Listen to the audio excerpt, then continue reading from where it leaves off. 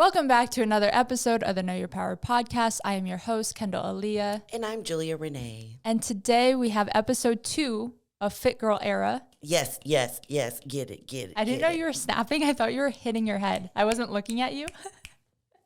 Turn this into like ASMR. No. Those I like. When I have acrylics on, I tap on everything, but the mouth sounds. I don't like mouth sounds. No one likes mouth sounds. Anyway, today we are talking about habits to build your dream physique. Habits that you need to develop and habits as in you need to keep on consistently throughout the year in order to build your dream physique. Yeah, because we've said this a lot, but habits are like your habits and your rituals and your routines, like the things that you do day in and day out. Those things are what add up to you achieving your ultimate goal. Yeah. So like, for example, if your goal is like, I want to lose 20 pounds in 3 months, blah, blah, blah, blah, blah. We're doing SMART goals here. Yeah. Then what are the habits that person who wants that goal would need to do in order to get that? Like, well, you'd have to hit your macros. Yeah. You'd have to make sure that you're eating a caloric deficit. You need to be drinking a gallon of water. You need to be doing some physical activity. So how can we build these habits into our lives so that we can ultimately reach our goals this year? Yeah, we want it to be as easy as possible. Like habits and creating a healthy lifestyle shouldn't be daunting, but a lot of the times it is because it seems like you have to implement 100 new things into your routine and change your entire life. But really, if you even just start one by one of like adding one habit in at a time, and once it becomes second nature, which eventually I promise they do, like I feel like I don't think about having to work out now. I don't think about my food choices now. Like it just comes naturally at a certain point. You're able to add on another habit on top of that. And then once you hit all of these plus more, like I just really broke down the basics today, but all of these plus a million other things that you want to create your dream life and dream physique, I feel like it's like building blocks. It just happens over time. Yeah, and then it becomes so much easier. Like think about the beauty of building habits is that you end up making your life so much easier than if you didn't. Because think about when your life is like chaos and you just wake up like whenever you feel like it.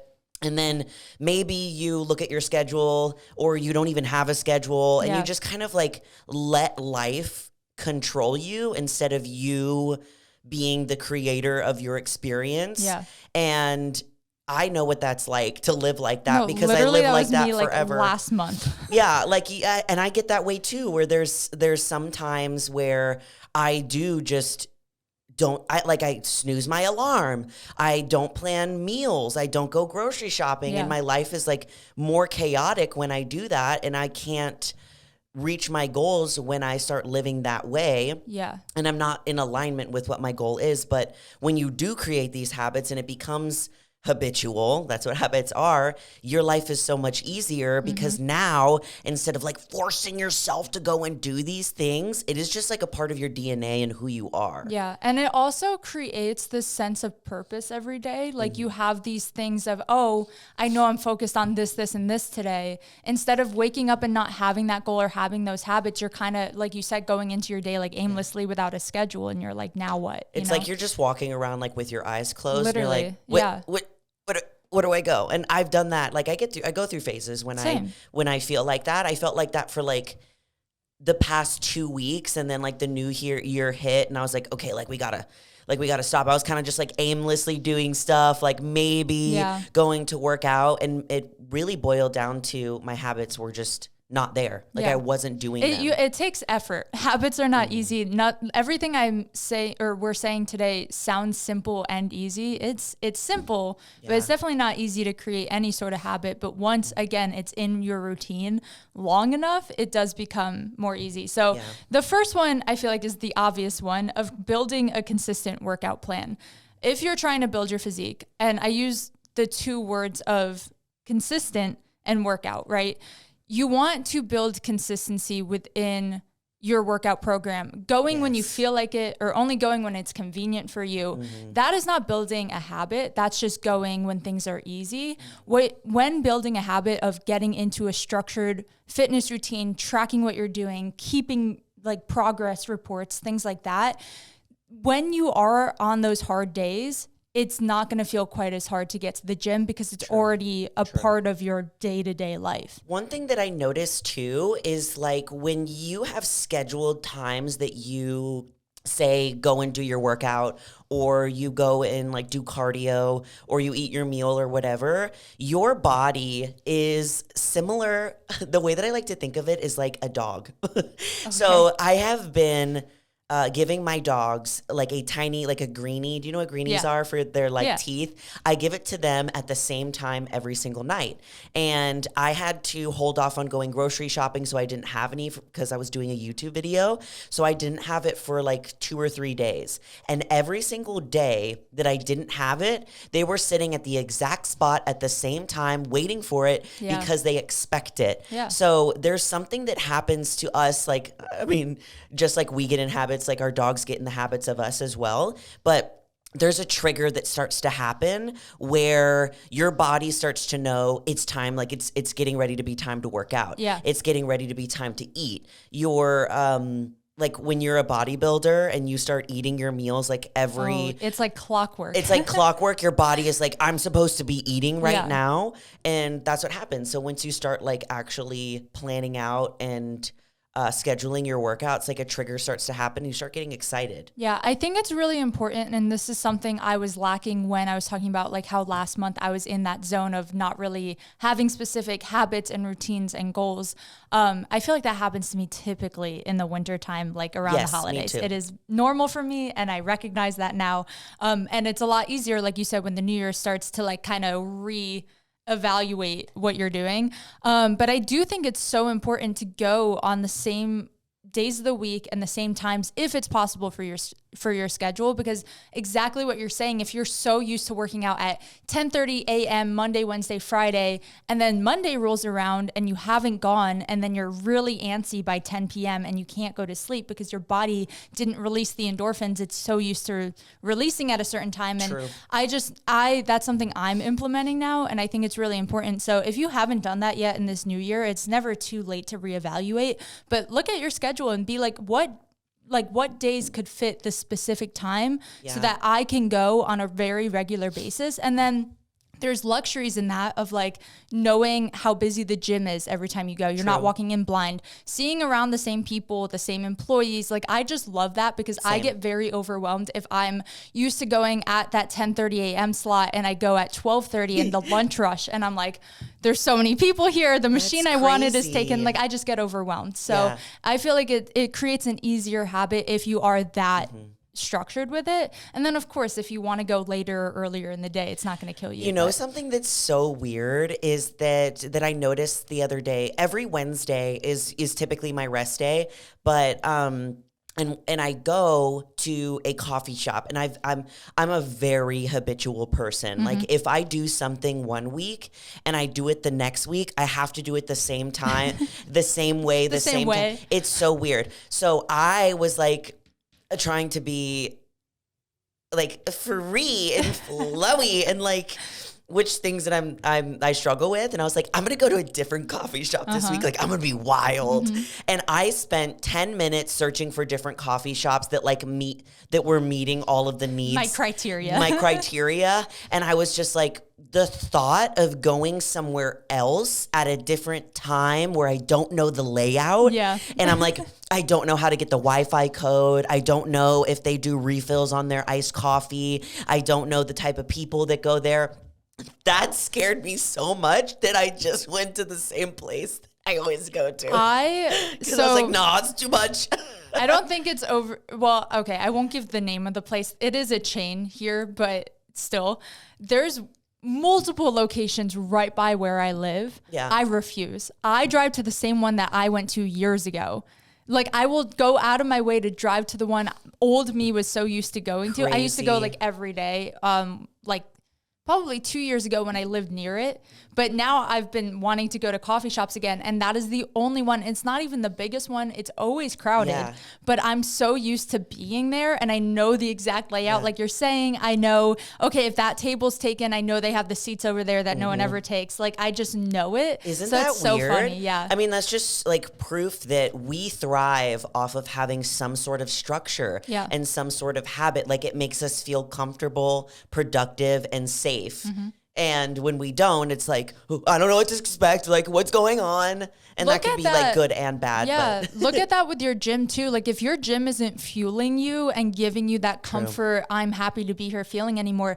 I switch gyms usually every like 3 months and it's fully out of like how I'm feeling. And it just happens to line up that way where I'm at a new gym. I'm super excited. New machines, new people, like loving the vibe, the energy. And then once it becomes almost too old for me, or like if the weather changes and I want to go somewhere else, like I just need a change of atmosphere. But still, I don't go to like this gym on Monday, that gym on Tuesday. Like I stick with a gym. I just do change it periodically. So something to consider. I literally just canceled one of my gym memberships, and because of that reason, like it was serving me for a certain period of time. Yeah. And then I started going and I was like, it's just not the same. Yeah. Like it's not the same. And then I don't feel motivated. You might go back in 6 months and be like, oh, I love it here I'll go again. back. Like, I don't know. Yeah. So things happen. Like there's a lot of things that I've had to, habits that I've decided to drop this year that are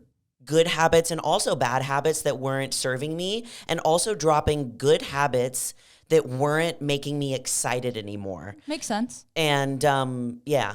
You need to be excited for life. So if anything doesn't serve you anymore, kick it. But implement these. Trim the fat. The next one is making healthy nutrition choices should be a pretty consistent habit in your life. And I feel like this can come in multiple forms, right? So there is tracking macros. There's following a meal plan. There's intuitive eating, but with your health or your body in mind. There's different routes to take when considering what a healthy meal plan or what healthy nutrition looks like for you. And of course, everyone is different. So speaking pretty generally, but like my approach for so long was following a meal plan. And at the time that served me so well because my goal was stepping on stage. So I had to be that structured. Now I'm at a time in my life where I'm trying to maintain my physique, improve my internal health, and still obviously keep like a pretty lean, pretty muscular physique year round. Like I'm not trying to lose a ton of body fat, but I'm also not trying to like put on a ton of body fat or muscle or anything. So a lot of my eating habits come around with, okay, I'm intuitively eating. How am I feeling? How hungry am I? What am I in the mood for? But also whatever that choice is, how can we still make it healthy and how can we still prioritize protein? I feel like those are the two biggest things on my mind. So that's the habit I've created now, where every meal I go into, maybe I'm having a refeed meal. Maybe I'm getting something like pizza instead of kind of fully going, oh, intuitively, I want pizza. I'm going to eat this pizza. Maybe I'll take like 2 slices of that pizza, have a side salad, have some chicken. That way I'm still prioritizing health while enjoying my meals, if that makes sense. So there's different routes with nutrition, but either way, building consistency with nutrition and building at least some knowledge and a baseline of calories, I think is super important regardless of your goals. Yeah, like getting like a real fit girl era habits are prioritizing protein, making sure that you're eating every couple of hours and you're not skipping any meals. And I feel like another one is not being fearful of carbs, like getting in the habit of fueling yourself, getting in the habit of eating regularly and not skipping meals because you think that, you know, it's going to make you gain weight or carbs are going to be too much, and also prioritizing protein. Like those are simple things that you can do to start off with and then build off of that. Yeah, and you can kind of control how serious your meal habits are. And of course, if you have more serious goals, it's going to require more serious eating habits and workout habits. But overall, just like those mindful things. And I think a biggest tip I can say is just like meal prepping, like having healthy groceries in your fridge and stocked and ready, having healthy snacks in your pantry stocked and ready, and making meals ahead of time so you're not stressing about what to eat or just grabbing what's the most convenient. I feel like that's just really all you need to do to start building that habit. And then again, like I said, if you want it to become more serious and become a super structured meal plan or macro plan, you can do that from there. Another thing to like help you get into the habit of like meal prepping and grocery shopping is the same thing as planning your workouts. Like you plan a day that you go grocery shopping and that you prep your meals. Yeah. When I was working like a traditional, I don't even know if it was a traditional, when I was working as a hairstylist, I didn't have the luxury of, you know, ordering curbside and like picking it up or whatever. It was like, no, I had to be at work like all day. So I couldn't just go to my fridge and grab something to eat if I wanted to, like I can now. So I had to like strategically plan my days out. And if I didn't get those days of grocery shopping and meal prepping, I wouldn't have food for the week. That was just like what? Or I would spend even more money on eating out with the restaurants that are around my job that I had at the time. So for me, it was like I had my scheduled workouts. It was days that I was working like 12 to 8, I would make sure, okay, on these days, I have to work out in the morning instead. Yeah. And the days that I worked 9 to 5, okay, instead, I'm going to work out in the evening. So there was still some switch in when I was doing what, but I still knew when I'm 12 to 8, I work out in the morning. When I'm 9 to 5, I work out in the evening. And then Sunday, you go grocery shopping and you meal prep so that you're ready to go when you have to start work on Monday again. Yeah. And if I didn't do that, it just didn't get done. And I feel like there's one thing I was talking about with our girls that started our Monarch Challenge last night is that we are so manipulative to ourselves in the way where we're like, okay, well, if I don't go grocery shopping, then I won't have meals and then I can order DoorDash. It's like, oh my God, well, I don't have meals. Yeah. Like now I have to order because I have to eat to live. Yeah. Then if you like don't set your alarm, it's like, oh my God, well, my alarm didn't go off. I don't have enough time now, so I can't go hit my cardio session. Like we It's will like finding manipulate excuse. ourselves and come up with different excuses. And sometimes we do it ahead of time as well, Yeah. where we know we're going to be going out for a significant amount of time. I'll do this to myself too, where I'm like, I know that I'm going out for a significant amount of time. So the smart thing to do would be, okay, maybe bring a protein bar. Maybe bring one of First Form's like little protein sticks. It's like a jerky and it's like 20 grams of protein to hold you over. But instead, I'll forget and be like, well, now I have to go and order something out while I'm out. I'm going to get Chipotle or something It's like that. It's like a disguised form of self-sabotage. Yes. Because you're not setting yourself up for success, when in reality, I feel like we all know these things. We all know all these habits that I'm listing today. Like we all know what we should be doing. I think it's about just like actually holding yourself accountable. And I think that's why I say like, start small if you got to start small, you know? Yeah. If all you can do in the beginning, which I know you're capable of doing more, but if all you're willing to do in the beginning is making sure you hit your protein macro, then make that your thing for right now. And then if you can add on to that, add on to it, you know? You can habit stack for sure, where you, for 1 week, you do X amount of water, say like half a gallon or even just like, I don't know. I'm always drinking a gallon, so I don't know what it... You're like, what's less than I a always gallon? drink so much water, so I don't know what regular people drink. But for 1 week, you do that. And then the next week, you're like, okay, well, I've been able to keep up this habit for a week. So this week, I'm going to drink that amount of water. But then now I'm also going to go for a 10-minute walk in the morning. Yeah. And then after that, now you got the water, 10-minute walk. Let's do a page of journaling. So instead of saying, I'm going to do journaling, meditating, yoga, workout, wake up at 5 a.m., all of these habits that you don't know how to implement into your life and you don't know where to fit them right off the get-go, let's habit stack. There's also something that I let my clients, my one-on-one coaching clients, we did a habit map on Monday, actually.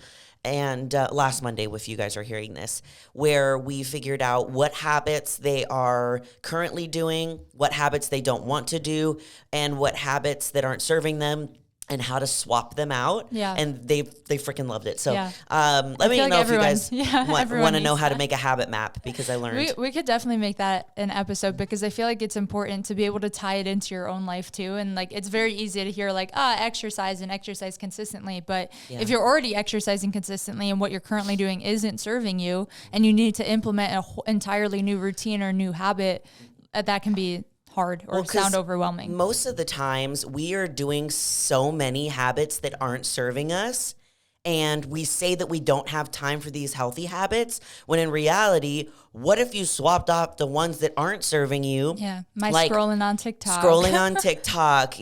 Watching an hour, 2 hours plus of TV in the evening, scrolling during the day. That is so much time that you can dedicate to those habits that are going to propel your life forward. We just pretend that we don't have time. Yeah. I'm one of those. That was at me. Okay, the next one, I feel like I'm going to skip the next one to go to the next one, because you brought it up, which is drinking your dang water, which is something, again, this is coming from a place of Kendall messes up on all the time, so you need to be better than me. I never drink enough water. Let me rephrase. In this new year, I'm drinking enough water. I'm pretty proud of myself so far. But a lot of the times, it's just something I don't think of. And until I'm super thirsty, which, spoiler, you shouldn't get to that point, because that means you're very dehydrated. That's like one of the further signs of dehydration. Faint. Yeah. But my acne would always flare up. I would get headaches constantly, dizziness, or like brain fog, confusion, like all of these things. Even like, I would notice it because I have a lot of water retention when I'm not drinking enough, because your body wants to hold on to all the water. True. So if you're on a regular basis swelling up, getting really bloated, having some brain fog, you might just be really dehydrated like me. And like you said, starting with, for me this year, my only goal is to hit half a gallon a day. If I do more, great. But when I do less, I do try to make it a point to like force myself at the end of the night, like, let's get that last little bit in. So half a gallon is a great rule of thumb. I think that's 64 ounces. Sure. I think. Sure. I used to like write it out for my clients. It just helps if you're someone who doesn't want to like carry half a gallon around. Or it's like, I think like 2.5 or 3 Stanley cups. Like, have you there's seen, different math out there. Let's math it for Stanley cups. I drink 3 Stanley cups a day, 4 Stanley cups a day, 5. Perfect. Have you seen those videos? First of all, the video of people going ballistic in Target. Cooper showed me one last night. Those stupid Stanleys. I mean, they're not stupid. Okay, but it's a water bottle, dude. But it's a water bottle. People are fighting for a water bottle. They were just like February Valentine's Day themed, right? Something. That's it. I really don't know. They were like pink and red. Oh yeah. It had like a heart, like a singular heart, and that changed it for everyone or something. Everyone, please don't come for me, Stanley community. Freaking blew their minds. Oh my gosh, Cooper showed me one last night, and I think it was like new because I hadn't seen it yet. I'm on Stanley Fight TikTok apparently, and you had sent me one too, which is hilarious. This guy at Target jumps over the counter at Starbucks, takes a whole box, is bodying people, like elbowing, tackling There's people. Stanleys at Starbucks too? Yeah. Stanley, I guess they have their own. Whoever Stanley is. This grown man took a box and was literally tackling Target employees to get out of there. It was insane. Oh, it was a Starbucks in a Target. Yeah. But I still think just Starbucks has their own. I don't know that. I don't own a Stanley. You know what? I own an off-brand one I got at Marshall's. Does the same thing. Yes. I have a Hydro Jug one that I absolutely love. It's the same shape and I love it. And I've heard that the Stanley spill. I literally tipped mine upside down and it didn't spill. Yeah. No. Whatever. I don't anyway, understand. Stanley or not, drink your water. Okay, that's all we're trying to say. If you could hit a gallon a day, I think that's amazing. Yes. I think anywhere closer to like 2 gallons might be on the other side of the spectrum of you might be drinking too much water. You might want to get that checked out. I'm a little crazy. You might gotta look at your sodium levels. For me, I've been trying to drink less water because of how much I drink. Wish. What's wrong with me? Because I'm like, I sweat so much. I like sweat everything out. But then also what I've been trying to do is use the LMNT hydration sticks. Yeah. Because those have potassium, magnesium, and one other thing, I forgot, sodium in it. So my brother's girlfriend enlightened me, and I don't think this goes for those, but Liquid IV, she has kidney issues, and her doctor told her like not to have too many. So just something to consider if you don't have the healthiest of kidneys.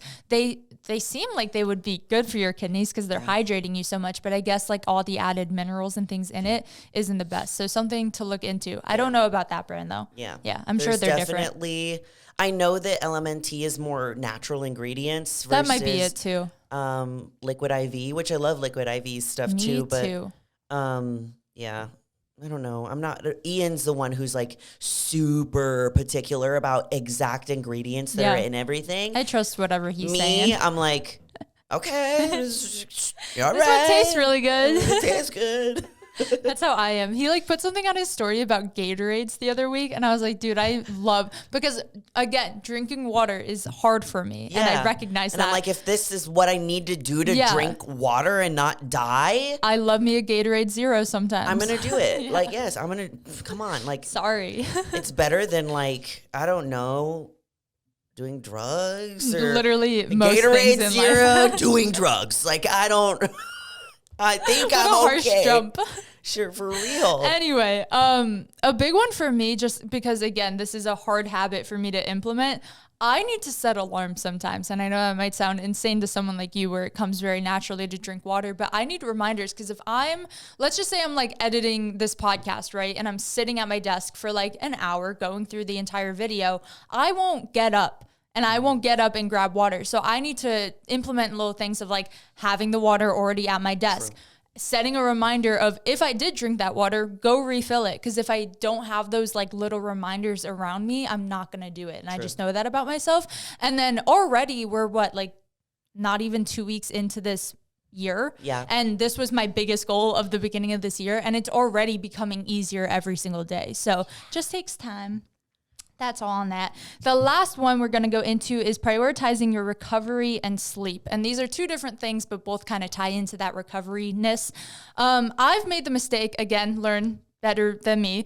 I've made this mistake plenty of times where I overwork my body, and I am super consistent in the gym and super consistent with my nutrition, and I'm doing cardio and all these things, but I'm not giving my body rest and recovery or doing any sort of like recovery practices that my body isn't getting any of the benefits of all the work I'm doing because I'm just kind of like beating it and not giving my body time to heal and grow and like flourish, right? So when you're exercising, for those who don't know, when you weight train, what you're doing on like a very cellular level is tearing your muscle fibers. So you're tearing them down. If you think about doing a set of bicep curls every single day for a month, your biceps are not going to grow as much as if you just hit biceps once a week and then didn't touch them until the next week, because that's allowing those fibers to grow back and actually grow that muscle. So this is something I did for a long time. I did my first few years of exercising, so much regret.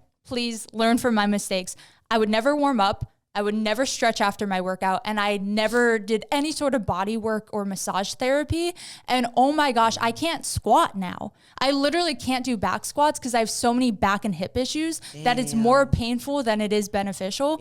And it sucks. And I wish old me took better care of my body. Of course, I'm doing the steps now I need to do where I will hopefully by the end of this year be able to squat again. But like, old me messed up so bad with my recovery that now I can't do certain movements without just being in pain. Yeah. Like especially if you're a bodybuilder and you want to have a career, like we've seen so many bodybuilders. I mean, Ronnie Coleman, for example, who like the perfect example. I mean, that's an extreme level as well, who took his body to a point where he physically he can't walk very well. Yeah. Like I know he's had multiple surgeries now. Right? Yeah. So we don't want it to get to that point. And like, of course, it's not as like cool and awesome, like to, foam roll and to like go to the chiropractor. But like, if you want to have a career in bodybuilding and you just want to live a long, healthy life, like these things are definitely necessary. We're not saying that you have to go have a person do your body work, you don't have chiropractor, ice bath. Like you don't have to do all of the things. Yeah. There's a lot that you can just do on your own. And if you're taking rest days, which you should be, then utilize your rest day to be the day where you do those things. Yeah. So if you can't get yourself right now to do it every time like that you finish a workout, you do a little foam rolling. Let's get in the habit. Start off by on your rest days, which hopefully you have at least one or two. Yeah, I was going to say that was something I wasn't even doing then. I had no rest days in the beginning of my journey. Take rest days. Like, take them. Yeah, and they are just as important to do that recovery stuff. And if you're someone that struggles taking your rest days and it's like, I don't know what to do with my life, I totally get that. Even if it makes you feel better, like go to the gym and foam roll at the gym, but don't weight lift. Just go to the gym and have the experience of like going to the gym, and instead do a longer period of time of stretching and foam rolling. Chiropractor, I can't.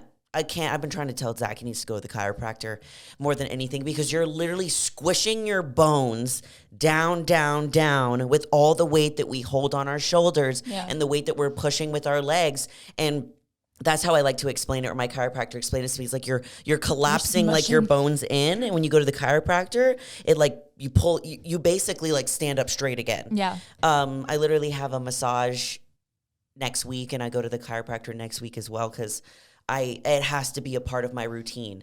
It has to be, because I have gotten to too many points where I feel like a ball. Me just like, right now.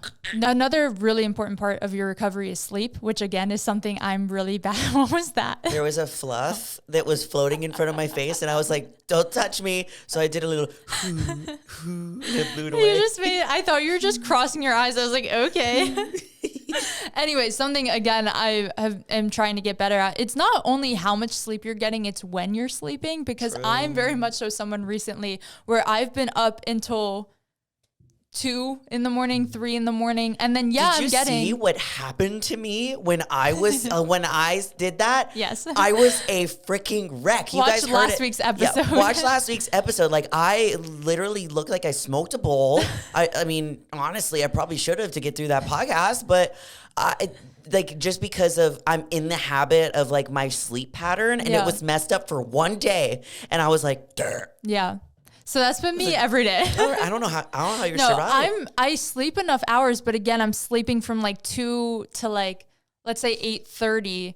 And that feels way worse for myself when I wake up. Like, it's already late. Like, I know 8:30 is not late in the day, but like, I feel like if I woke up at 7, I could have already accomplished all these things and I could have gotten a head start on this thing. And I just end up beating myself up, versus if I just went to bed, even if it's like 11:30, like that's still pretty late to most people, but it's not 2 in the morning late. It's not like I'm doing anything that productive between 11:30 and 2 a.m. A lot of it's laying there watching something, like trying to get tired. Yeah. Well, the reason you're not getting tired is because your eyes are on a screen. Yeah, exactly. Yeah, and it keeps you awake, and it keeps you. Because I don't want to go to sleep yet. Like, it's become a part of my routine where I'm like, oh, I'm just up until like 1 or 2. But again, I would say old me does not want to. Now I want to. Okay, so making it a point of going to sleep at a time where when you wake up in the morning, it can be a time you're trying to wake up at, and a goal time for yourself. Yeah. And that looks different for different people. I'm someone where I love going on like 6.5, 7 hours of sleep. Yeah. I notice when I sleep more, I'm more tired. Zach is the same. Yeah. He's the same. My brain functions really well on like 6.5, 7 hours. Is my best friend my boyfriend also? Like, you and Zach are so much alike. I was just talking, I think, to my mom about this. So and I was weird. like, it's weird that every episode she's like, oh, Zach does that. He is a 6 hour, and he's great. Yeah. Me, I'm a Pisces. We need to nap skis. I am like, my body, when I had a whoop, it was even, I've always thought this about myself, like growing up, that I'm just like, I just need more sleep. Mm-hmm. And I thought maybe I was just crazy. But when I got my whoop always would say, like, you had this amount of sleep, but you needed, it was always 8 to 9 hours. Yeah. It was wild. Yeah. See, I feel like when I do sleep 9 hours, I just like have such a hard time waking up. And then I have weird and intense dreams like almost every night. So I know REM sleep is important and like good for you, but I feel like when I sleep excess amounts, I spend almost too much time in REM where I'm having just like the craziest dreams that I'm not even getting rest. Like, My brain's just Your overly brain active. is like running. Yeah, It's like running no, sprints. literally. So yeah, prioritize your sleep. Both of those things, recovery and sleep, are important for reaching your physique goals. They should not come like last in your mind. They should not be a second thought. They literally. are so important. And again, I take 2 rest days a week. I try to get at least 1 massage a month. I know that's a luxury and not everyone needs that, but like just doing added things to help you in your recovery will make your physique so much better because you're not holding on to water and stress Literally. and tension anymore. No, like it really will 100% make your physique look better. You will also be a better athlete and you will perform better. Yeah. Right now, if you're listening to this and you are not doing these things, you are not sleeping optimally, you're not drinking enough water, you're not taking your rest days, like those 3 are like so important. You are not at the top of your game. You just aren't. You could be performing so much better. You could be lifting better. Your body could be feeling better. Your skin could be looking better. You're not performing the best. And it seems crazy. Like you're telling me to chill and I will be better. Yes, you will 100% be better. Yep. You'll lift heavier and your physique will look better. There's literally times where I'm training too much, I'm inflamed, and sometimes it happens with prep where it's like I have you're doing I so have much to. cardio, Like I yeah. literally have no choice. And I will go to a massage and she'll have me look at my muscles and what my muscles look like before. And I'm inflamed. Like my quads, you can't see any lines because there's a lot of just like buildup that happens. It's called fascia and it just like you can't see. And she massages me, my lines are back. My abs are coming in. Like I'm way tighter than before because all of that has been moved out of my body instead of just being stuck there. Yeah, Like, I it's remember crazy. 2 different quick stories just to prove the point. One of them is I was 5 weeks out from a show and like my abs usually start to show pretty early on. And I don't know why, but this 1 week on top of body dysmorphia, they really weren't showing. And I was beating myself up and I had a massage scheduled anyway. And she did a lot of work in my abdominals and like kind of draining my lymphatic system and also going into like my psoas, which if you ever get your psoas released, That reminds me that of is something. rough. Do you want to? No. Okay. I'll remember it. Lymphatic drainage. Yeah, just repeat it. And she had complimented my abs and obliques before I left. And I was like, oh, that's nice of you. But like, she was a friend of mine. It wasn't like weird. And I was like, oh, sure. Like, thanks. Like, but I knew I walked in with no abs and I went to like the mirror after. And I know I still have this photo on my camera roll. I had like my 8-pack was back just because she went in and drained all of this like bloating and fluid I was holding on to because I wasn't taking care of myself and getting any rest. And then another quick point is I remember my first show ever that I actually competed in. Probably 8 weeks out, I did a really long prep because I needed it. I had a lot of body fat and I'd rather take a longer, milder prep than go insane for like 12 weeks like a lot of people do. So I was already probably like halfway through my prep and beating myself up. And again, body dysmorphia, like a MFer, like I looked good. Looking at the photos now, I had looked good, but I was being so hard on myself that I said, F it, I'm done. I'm pulling out of this prep. And I had probably a full week, like 5 to 7 days where I ate what I want and I didn't do cardio and all these things. And my physique changed for the better. It was insane. Like once I got rid of all that stress, mental stress and also physical stress, I literally dropped like 5 pounds that week. And I was like, okay, I'm going to get back on prep now. And I did. Weird. And I ended up like, that was the first show I ever did. And my body just needed, like it was screaming for a break. Yeah. Because like when you are prepping for a show, there's that, you hit that point where you have to be excessive with your workout. Like sometimes there is no rest days. Sometimes there is. Sometimes you're doing 2 workouts a day and it's a lot on your body and it can cause a lot of inflammation. There's tons of bodybuilders. I know almost like a lot of the top 5, top 10 Olympians for wellness. I know this for sure because I follow them. There's a specific type of massage that you do before you compete on stage. And it's not a deep tissue kind of massage. It's like there's a specific word for, I do it every single time I'm getting ready to compete, whether it's a couple days before my show or if it's like a week before my show, before we go into peak week or during peak week is probably the best, where it's like, what's the word?